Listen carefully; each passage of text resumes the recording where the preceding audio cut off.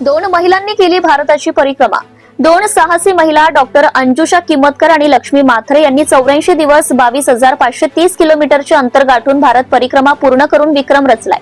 1 October 2025 रोजी या महिलांनी 0 माईल वरून स्वतःच्या कारने प्रवासाची सुरुवात केली आणि 23 डिसेंबर 2025 रोजी आपला प्रवास पूर्ण करून परत आल्या। प्रवासादरम्यान त्यांना विविध प्रकारचा अनुभव आलाय। काही अनुभव चांगला तर काही अनुभव वाईट। तीव्र उतार आणि चढाव असलेले रस्ते, बर्फाच्छादित रस्ते, 0° तापमान, समुद्री मार्ग, वाळवंटातील प्रकार, उष्णता, बिना इंटरनेट शोधलेले मार्ग अशा बिकट परिस्थितीत या धाडसी महिलांनी न घाबरता आपला प्रवास पूर्ण केलाय।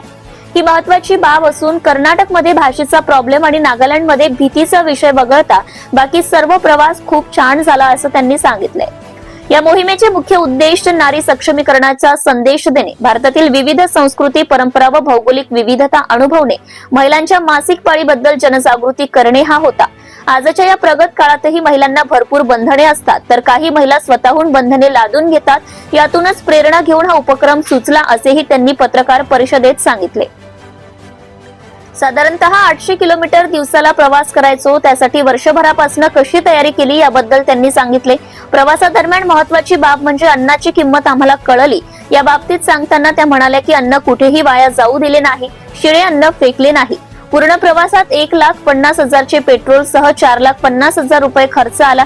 त्यामध्ये रामटेकचे आमदार आणि महाराष्ट्राचे वित्तमंत्री ॲडव्होकेट आशिष जयस्वाल यांनी 1 लाखाची आर्थिक मदत केली अशी माहितीही त्यांनी दिली आहे।